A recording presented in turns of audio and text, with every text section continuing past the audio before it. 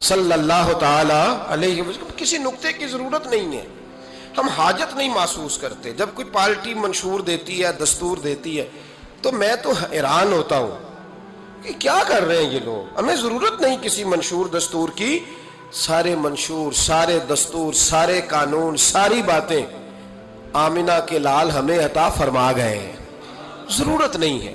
پاکستان بنا تھا دو قومی نظریے کی بنیاد پر. نظریہ کیا ہے؟ لا الہ الا اللہ محمد رسول اللہ صلی اللہ تعالی علیہ. حکمران اس کو بھول گئے اور انہوں نے قوم کی ذہن سازی اس طرح کی، میڈیا کو ساتھ ملا کے بچوں کا ذہن اس طرح کا بنایا کہ قوم بھی تیار نہیں ہوتی. نظام مصطفیٰ صلی اللہ علیہ وسلم کے لیے قوم تیار، حالانکہ کافر کو آپ کی نماز سے کوئی مسئلہ نہیں. یورپ میں کبھی پابندی لگی ہے کہ مسجد نہ بناؤ؟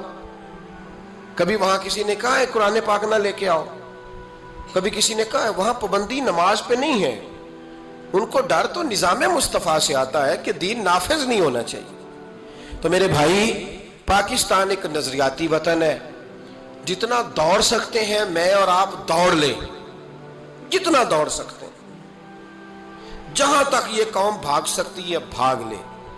یہ اس چہرے کو اپنا لے یا اس چہرے کو اپنا لے یا اس کو آزما کے دیکھ لے. چونکہ اس وطن کی بنیاد کلمہ ہے تو یہاں سکون بھی اسی وقت آئے گا جب حکومت بھی کلمے والے رسول کی آئے گی صلی اللہ تعالی علیہ وسلم. صلی اللہ تعالی. اور اسلام ہر جگہ یہ بتاتا ہے کہ ملک کس کے ہیں؟ اللہ کے. تو نظام کس کا ہونا چاہیے؟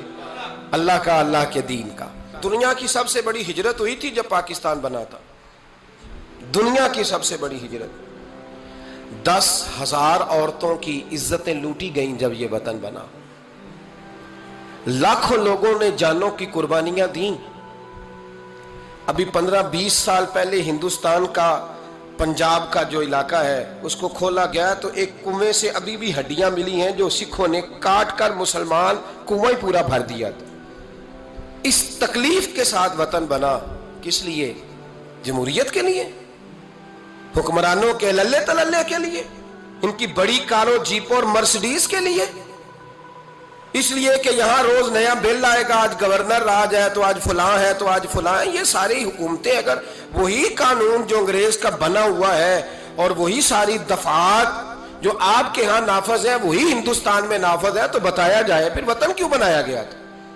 پھر کیا ضرورت تھی؟ یہ سارے کام تو وہاں بھی ہو رہے ہیں. اس لیے میرے بھائی وطن کے نظریے کو سمجھے. وطن بنا تھا لا الہ الا اللہ محمد رسول اللہ صلی اللہ علیہ وسلم. اور اقبال جو بانی پاکستان ہے، جو مصور پاکستان ہے، جو تصویر دینے والے ہیں پاکستان، ان سے کسی نے کہا تھا کیوں پاکستان بنانا چاہتے ہو؟ ہم جو ایک ملت جو ہیں ہندوستانی ایک ملت ہے، قوم ہے، تو کیا ضرورت ہے؟ تو اقبال کہنے لگے اپنی ملت پر قیاس اقوام مغرب سے نہ کر، خاص ہے ترکیب میں قوم رسول ہاشمی.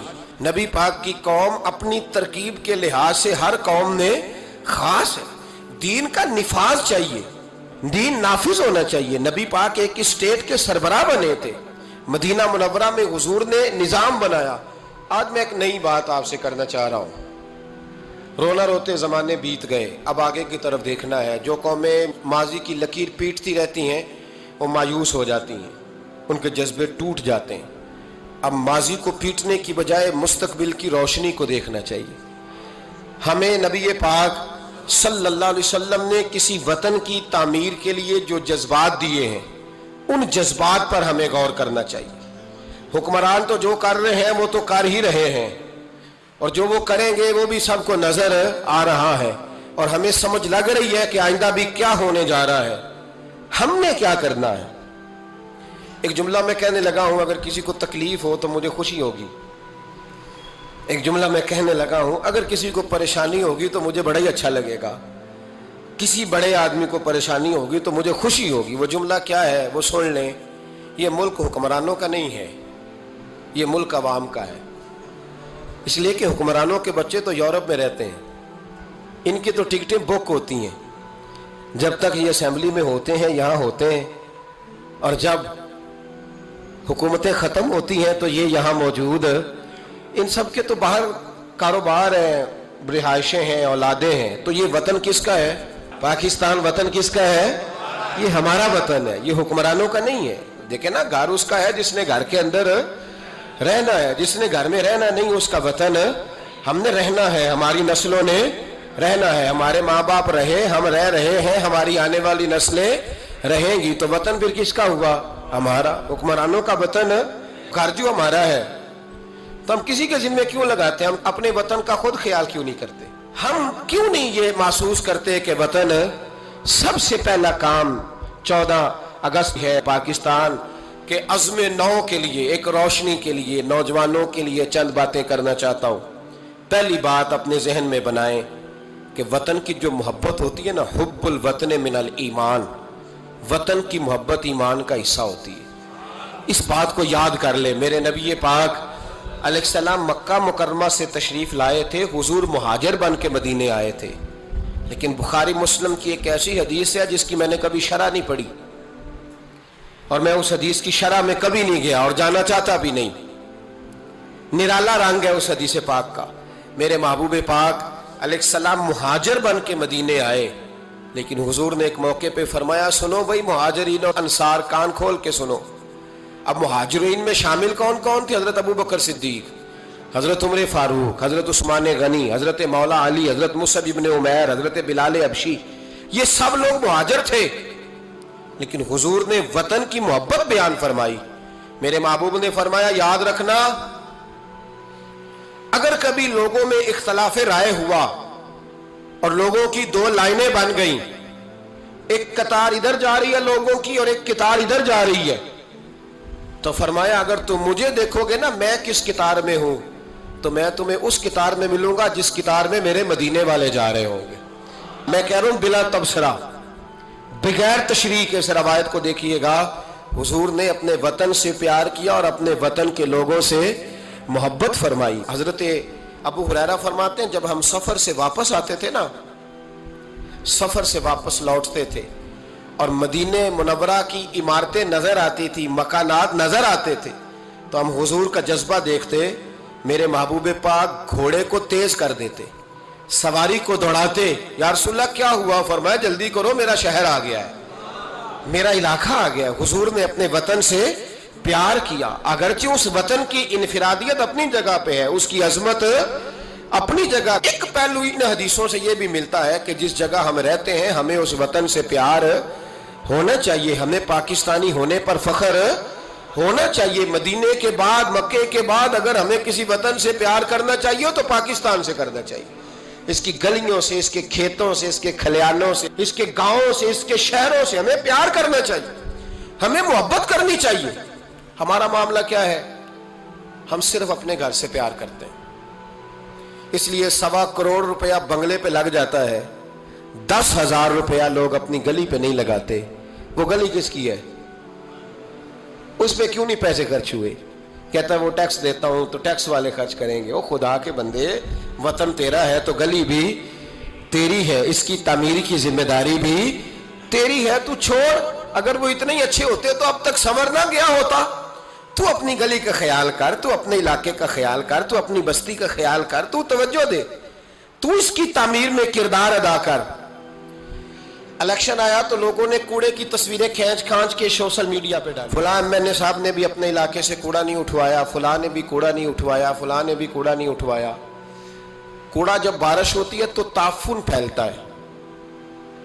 مجھے کچھ سانس میں تکلیف ہوئی تو ڈاکٹر صاحب سے جب میں نے مشورہ کیا تو وہ مجھے کہنے لگے کوئی تعفن والی جگہ نہیں ہونی چاہیے، اس سے آپ بچیں، درختوں کے پاس رہیں، پتوں کے پاس رہیں جہاں سے آکسیجن تازی ملے۔ اور یہ ضرورت صرف مریض کی نہیں ہے، یہ ہر اس شخص کی ضرورت ہے جس کی سانسیں چل رہی ہیں، اس کو اس کی حاجت ہے۔ کوڑے پر جب بارش پڑتی ہے تو تعفن پھیلتا ہے، ایسی سخت بدبو آتی ہے جس سے امراض پیدا ہوتے ہیں۔ حکمران نے کوڑا نہیں اٹھایا، بلدیہ کے لوگوں نے ذمہ داری محسوس نہیں کی، ایم صاحب کے حلقے میں ڈھیر لگے ہوئے کوڑے کے۔ لیکن ایک سوال ہے، پوچھنے کی اجازت ہونی چاہیے۔ وہ سوال یہ ہے کہ کوڑا اٹھانے والے نے تو نہیں اٹھایا، پر بتائیے کوڑا پھینکا کس نے تھا؟ جو آدمی سودا خریدنے کے لیے 4 گلیاں آگے جا سکتا ہے وہ کوڑا پھینکنے کے لیے بھی تو جا ہی سکتا ہے نا۔ उसको पता है ना कूड़ा फेंकने की जगह, फेंका किसने कूड़ा। अच्छा एक बात और जरा आपकी तवज्जो के लिए, सोशल लोग हैं हम मुआशरे का हिस्सा हैं, हमें मुआशरे में लोगों की जरूरियात दरपेश रहती हैं। सोशल लाइफ में अगर आप थोड़ा सा आगे बढ़े ना, आपके घर में जो बेटी का रिश्ता देखने आता है ना, वो जिन चीज़ों पर कमेंट्स करता है ना, उनमें एक चीज़ ये भी होती है, वो लोग कहते हैं भाई आपका घर भी अच्छा है, आप लोग भी अच्छे हैं, लेकिन जिस इलाके में आप रह रहे हैं ना, वो इलाका साफ सुथरा नहीं है, वो इलाका अच्छा नहीं है, वो उस चौक में भी कूड़ा पड़ा है, पिछले चौक में भी कूड़ा पड़ा है। तो ये जो गलियों में कूड़ा पड़ा होता है ना, ये उस मकामी लोगों की तहजीब की अक्कासी करता है।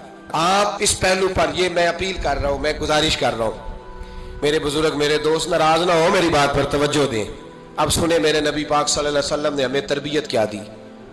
हुजूर अलैहिस्सलाम फरमाते, इमाम राजी ने तफसीर कबीर में हदीस लिखी है, महबूब फरमाते हैं क़यामत के दिन अल्लाह तबारक व तआला एक गुनाहगार के बारे में जन्नत का फैसला फरमा देगा। वो गुनाहगार बड़ा था, बड़ा मुजरिम था, बड़ा, बंदे को पता होता है ना अपना कि वो कितना गुनाह, वो गुनाहगार ना रब के करम पर रो पड़ेगा, अपने रब की अता पर शर्मिंदा होकर रोएगा और हाथ बांध के अर्ज करेगा, मौला मैं तो जानता हूं मैं क्या हूं, ऐसी कौन सी मेरी नेकी थी कि तूने मुझे बख्श दिया। वो खुद शर्मिंदा होके तड़प के बोलता है, तड़प के, मेरी उजरत मेरी मेहनत से ज्यादा क्यों है, मेरे मोहसिन तेरे एहसान से डर लगता है। तो वो खुद बोल पड़ा, कहने लगा मौला मेहरबानी फरमा, मुझे बता ये मेरे ऊपर करम कैसे हुआ, मैं तो इस काबिल नहीं था। तो मेरे महबूब पाक अलैहिस्सलाम फरमाने लगे, रब करीम उससे फरमाएगा, एक दिन रात को ना तो अपनी गली से गुजर रहा था, देखने वाला कोई नहीं था जो तेरी तस्वीर खींच के सोशल मीडिया पे डालता, कोई अखबारी नुमाइंदा नहीं था जो फटाफट अखबार में खबर देता, कोई लोग नारे लगा, तो अकेला था, रात भी थी अंधेरा भी था, गली से गुजरते हुए तेरे पैर से एक रोड़ा टकराया था, रात थी, कोई देखने वाला नहीं, तारीफ करने वाला नहीं, तूने वो रोड़ा उठा के फेंक दिया था। क्यों फेंका था? तो नेकी चूंकि उसकी नजर में मामूली थी तो वो भूल चुका था, कहेगा या अल्लाह वो वाला रोड़ा, वो एक रोड़ा, एक रोड़ा, मालिक करीम वो तो मैंने इसलिए उठाया था कि मेरे मोहल्ले में बूढ़े भी रहते हैं, बीमार भी रहते हैं, बच्चे भी रहते हैं, कमजोर भी रहते हैं, इसलिए उठाया था किसी को ठोकर ना लग जाए। मेरे महबूब फरमाते हैं, अर्श के मालिक ने फरमाया, रब करीम ने फरमाया, तू रात के अंधेरों में रोड़े उठा उठा के मेरे बंदों का ख्याल रखे तो मैं आज कयामत के दिन तेरा ख्याल ना रखूं। फरमाया उस एक रोड़े के उठाने की बरकत से मैंने तेरे लिए जन्नत का फैसला फरमा दिया। तो अगर आप अपनी ही गली का कूड़ा उठाएं, अगर अपनी ही गली के रोड़े उठाएं, तो इससे हमारा वतन संवरेगा, इससे हमारी गलियों में, हमारे इलाकों में, हमारे मोहल्ले में, हमारे इलाके में सफाई फैलेगी। रावलपिंडी में सियासतदानों ने और सपोर्टरों वोटरों ने बड़ी गंदगी फैलाई, पोस्टर लगाए, वो फटते थे, बारिश होती थी तो वो गलियों में बहते थे, तबाही थी। तो अखबार पे सारा वो उन बच्चों का वो तरीका आया, उन्होंने क्या किया कि 15-20 बच्चों ने मिल के प्रोग्राम बनाया कि गाने डालने वाले तो डाल के चले गए। मैंने शुरू में कहा इनका तो वतन ही नहीं, तो उन्होंने कहा कि महल्ला तो हमारा है ना, इस गली से गुजरना तो हमने, तो हम क्यों उम्मीद रखते हैं कि वो जीतने वाला आएगा या हारने वाला आएगा और वही उठाएगा, गली हमारी, मोहल्ला। 15-20 पढ़े लिखे नौजवान, ये तालीम याफ्ता तबका होता है। तालीम याफ्ता तबका वो नहीं होता कि लंबे बाल रख के तो गली के कोने पे खड़े होके कहे ये सारा मोहल्ला जाहिलों का है, देखो रूढ़ी लगाई, ये तालीम नहीं, ये जालत है। तालीम याफ्ता वो होता है जो आगे बढ़ के दाबड़ा लेकर, कई उठाकर, कुदाल पकड़कर वो कूड़ा उठाए, वो तालीम याफ्ता बंदा होता है जो वतन की तामीर में अपना हिस्सा डाले। उन नौजवानों ने काम किया, इसी वतन के रहने वाले, इसी वतन के बासी। वो कहते हैं हम 15 निकले थे, फिर सारा वतन उठा और ढेरों और हजारों इलाकों के लोगों ने उनकी तकलीद की। तो पहला काम ये करें कि वतन से प्यार करें, दूसरा काम ये करें कि इसकी सफाई में अपना हिस्सा डालें। हम क्यों इंतजार करते हैं कोई ग्रांट आएगी? मेरी जाती राय ये है, मेरी जाती राय कि जितने गली में मकान होते हैं ना, सबके घरों के अंदर सहूलियात होती हैं, वो सारे अगर मिले तो मेरा ख्याल है उनकी अपनी गली का निजाम सही हो ही सकता है। तो आओ मिलके इस वतन को संवारने की कोशिश करें, इसकी गलियों पे मेहनत करें, इसके खेतों पे मेहनत करें। और तीसरी बात, इस वतन को सरसब्ज़ो शादाब बनाएं। क्या अंदाज है मेरे महबूब के समझाने का। یہ بخاری کی حدیث ہے. میرے محبوب فرمانے لگے جس نے کوئی ایک درخت لگایا، جس نے کوئی ایک درخت لگایا یا پودا لگایا یا کوئی ایسی چیز لگائی، فرمایا اس سے کوئی انسان نفع اٹھائے یا اس سے کوئی جانور نفع اٹھائے، فرمایا جب تک لوگ نفع اٹھاتے رہیں گے رب لگانے والے کے نامہ اعمال میں نیکیاں درج فرماتا رہے گا. تو ہم کیوں درختوں کو کاٹتے ہیں؟ ہمیں چاہیے نا اس کو سرسبز و شاداب کرنے میں اپنا کردار ادا کریں تاکہ ہمارے وطن میں خوبصورتی پھیلے. ایک مرض بڑی تیزی سے پھیل رہا ہے، ہیپاٹائٹس سی کا مرض ملک میں بڑی تیزی سے پھیل رہا ہے، بڑی تیزی سے. جگر کام کرنا چھوڑ جاتا ہے، معدے کی بیماریاں بڑھتی ہیں، پیٹ کے درجنوں امراض ہیں، پیٹ میں پانی پڑ جاتا ہے. ہمارے ایک ملک میں تو ڈائلسس کا نظام بڑا مردہ ہے. اللہ خیر کرے، محکمہ صحت پر اتنا بوجھ ہے لوگوں کا، لیکن لوگ ڈیوٹی نہیں کرتے، کام ہی نہیں کرتے. غصہ ہی بڑا آتا ہے ڈاکٹر حضرات کو، اللہ ماشاءاللہ مریض تکلیف سے کرا رہا ہے لیکن وہ کہہ رہا ہے اب ٹھیک ہے، سرکاری نوکری اسی طرح کی ہوتی ہے، موج کرنی چاہیے. خیر صلی اللہ. بڑی تیزی سے مرض پھیل رہا ہے اور لوگ کمزور ہو رہے ہیں، بڑی مجبوری ہے، لوگ رو رہے ہیں، تڑپ رہے ہیں. اور یہ دکھ وہی سمجھ سکتا ہے جس کا گھر میں کوئی بیمار ہوتا ہے.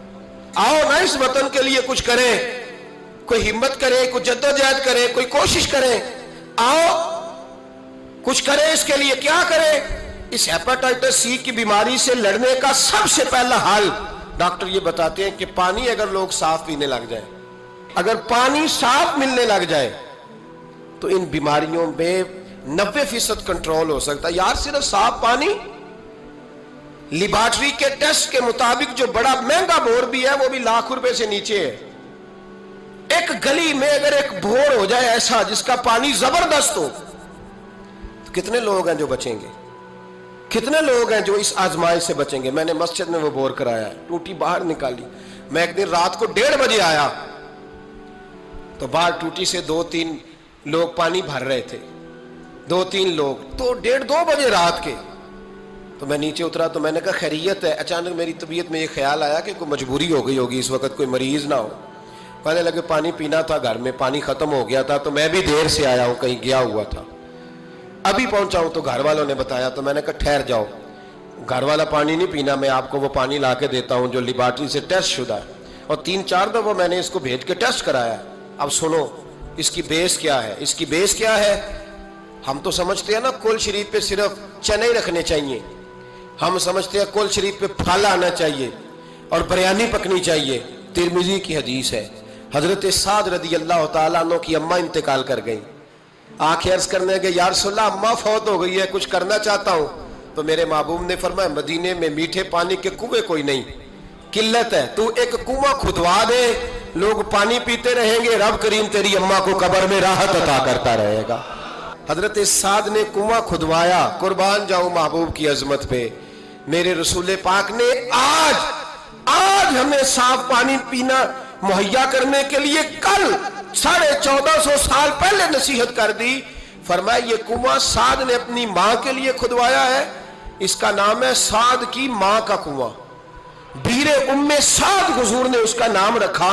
کتنا کو خرچ آئے گا اگر گلی والے سارے مل کے ایک صاف پانی کا بندوبست کریں، اپنے دوستوں کو، گلی والوں کو، محلے والوں کو اس وطن کی تعمیر میں اپنا کردار ادا کریں.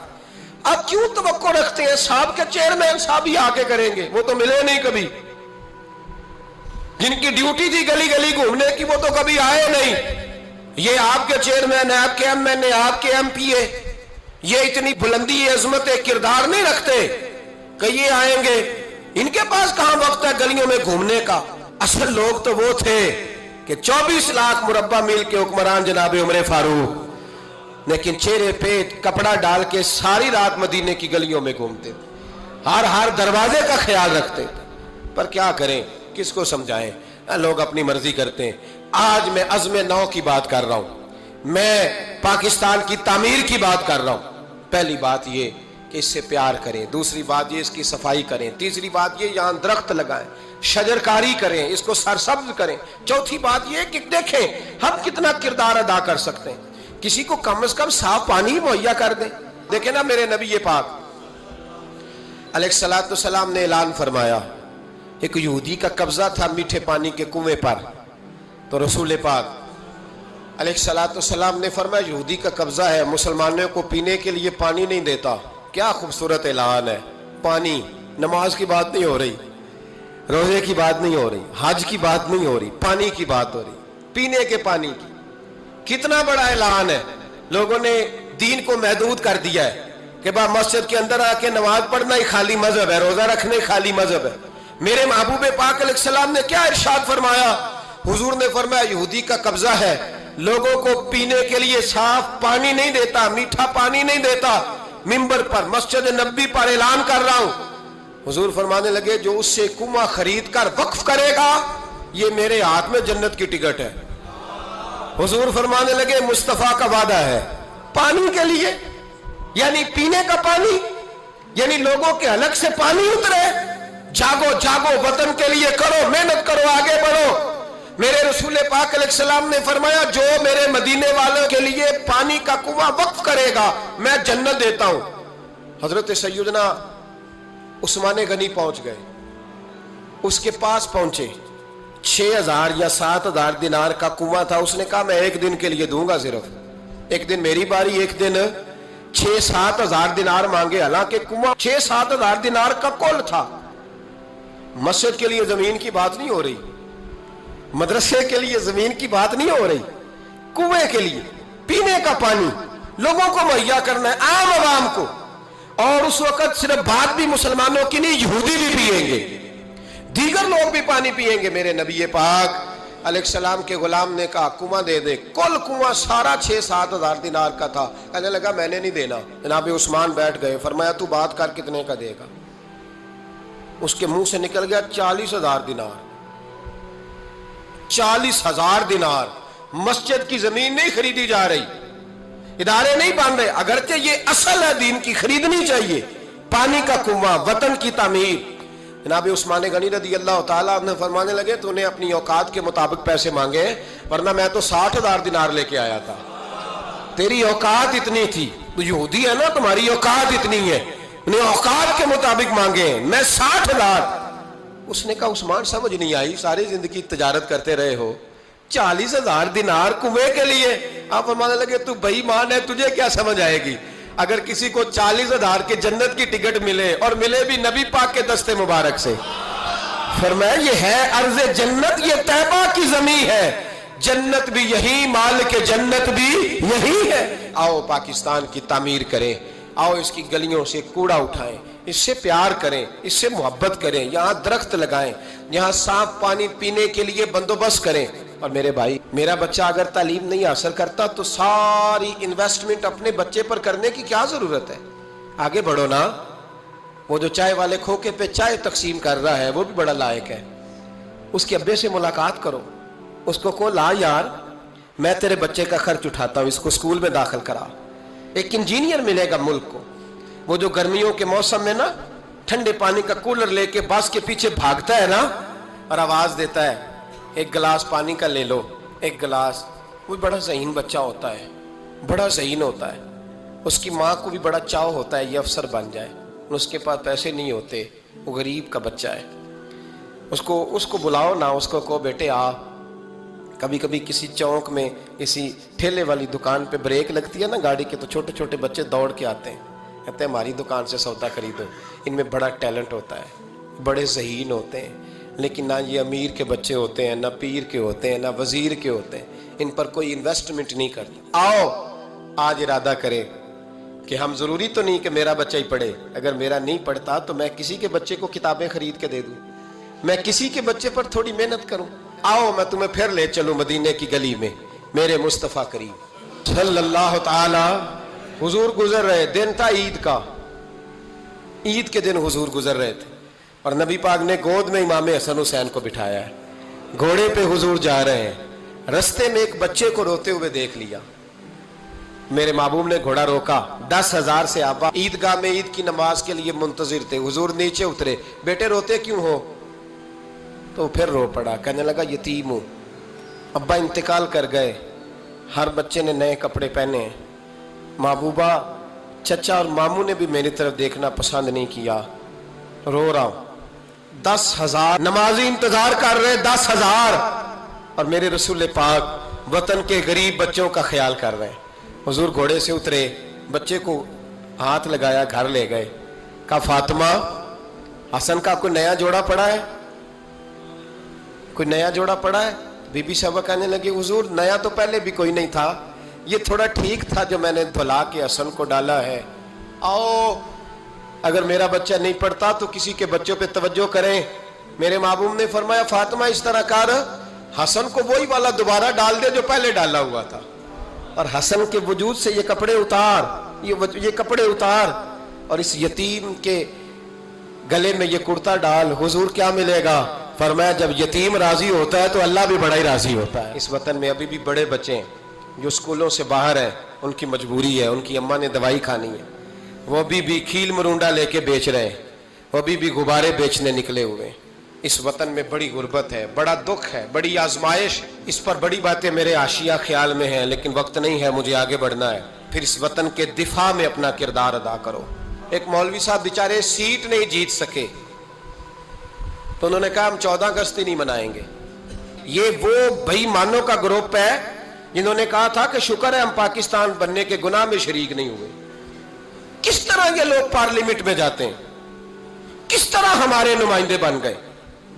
ये वो लोग हैं जिन्होंने कहा था शुक्र है हम पाकिस्तान बनने के गुनाह में शरीक है, और ख्वाजा कमरुद्दीन सियालवी को खत लिखा था कायदे आजम ने, अमीर मिल्लत पीर जमात अली शाह साहब को खत लिखा था कायदे आजम ने कि अगर अहले सुन्नत के पीर मदद ना करते तो पाकिस्तान बन ही नहीं सकता था। अभी भी तुम्हें होश नहीं आई, अभी भी तुम्हें नहीं पता कि पाकिस्तान के दोस्त कौन है और दुश्मन है। 14 अगस्त नहीं मनाएंगे, तुम इस काबिल ही नहीं हो कि तुम मना सको। तुम्हारे तो यराने अभी भी बाहर है, इनका ये वतन नहीं है। ये कहते हैं अगर इस वतन में हमें कुर्सियां दोगे तो हम वतन के दोस्त है, वरना हम वतन के दोस्त। अल्लाह की इज्जत की कसम, हमारे मशाइख ने कभी कुर्सी नहीं मांगी, लेकिन इस वतन में जितना किरदार अहले सुन्नत के बुजुर्गों ने अदा किया है कोई दूसरा कर ही नहीं सकता। वो कहते हैं 14 अगस्त नहीं मनाएंगे, तू मना भी नहीं सकता और तुझे मनानी चाहिए भी, इसलिए कि तुम्हारा इस वतन से कोई ताल्लुक है। ये अमीर मिल्लत पीर जमात अली शाह साहब का वतन है, ये मुहद्दिस आज़म पाकिस्तान मौलाना सरदार अहमद का वतन है, ये ख्वाजा कमरुद्दीन सियालवी का वतन है। तुम्हारा वतन है, तुम वहीं चले जाओ जहां से तुम आए हो, वहीं तुम अच्छे लगते हो। तो मेरे भाई वतन की दिफा, वतन की हिफाजत, नौजवान जरूर इस बात पर तवज्जो करें। हजरत अनस बिन मालिक रदी अल्लाह तआला अन्हु फरमाते हैं मदीने के कोने से ना अचानक रात को जोर जोर से चिल्लाने की आवाज आने लगी। जब रात को कोई ऐसा धमाका होता है ना तो लोग एक दूसरे को जगाते हैं।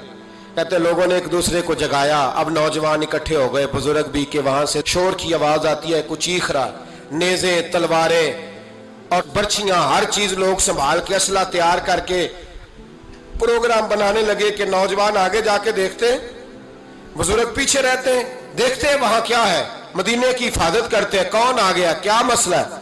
कहते हैं हम अभी प्रोग्राम बना ही रहे थे, आगे बढ़ने ही लगे थे कि हमने देखा, अचानक हमारी नजरें उठी, हम हैरान हो गए कि जिस तरफ हम जाना चाह रहे थे नबी पाक उधर से होके वापस आ रहे हैं, और अकेले नबी पाक, हाथ में नेज़ा है। हम अभी जाना चाह रहे थे और हुजूर होके वापस आ रहे हैं, और हुजूर फरमाने लगे चुप करके सो जाओ, कुछ भी नहीं, जानवर लड़ पड़े थे आपस में, मैं देख आया हूं, कुछ भी नहीं है। हजरत अनस बिन मालिक फरमाते हम गौर से हुजूर का चेहरा देखने लगे, और फिर हमें समझ आई कि मुस्तफ़ा को इस वतन की हिफाजत का कितना ख्याल है। हुजूर ने हमें सिखाया है कि जब वतन पर आफत आए तो सोचना नहीं है, गौर नहीं करना, सबसे पहले आगे बढ़ना है, आगे बढ़ना है, आगे बढ़ के वतन के दिफा के लिए अपना पेश करना है। पाकिस्तान से प्यार करें, पाकिस्तान का कूड़ा उठाएं, पाकिस्तान की मिट्टी से प्यार करें, पाकिस्तान में दरख्त लगाएं, पाकिस्तान में गरीबों की मदद करें।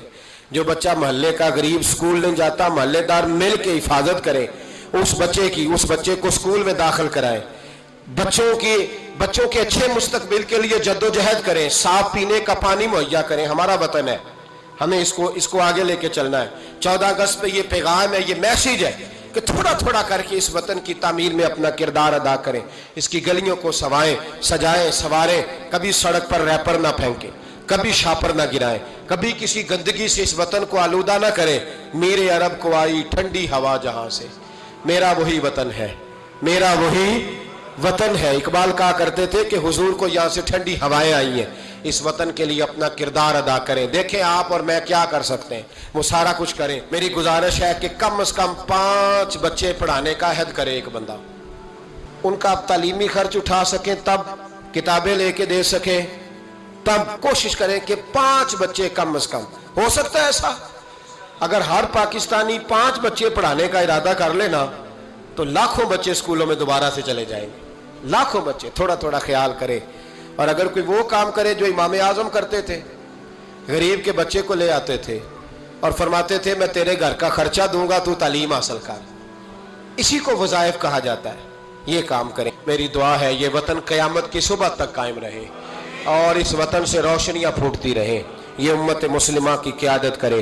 آخر دعوانا ان الحمدللہ رب العالمین.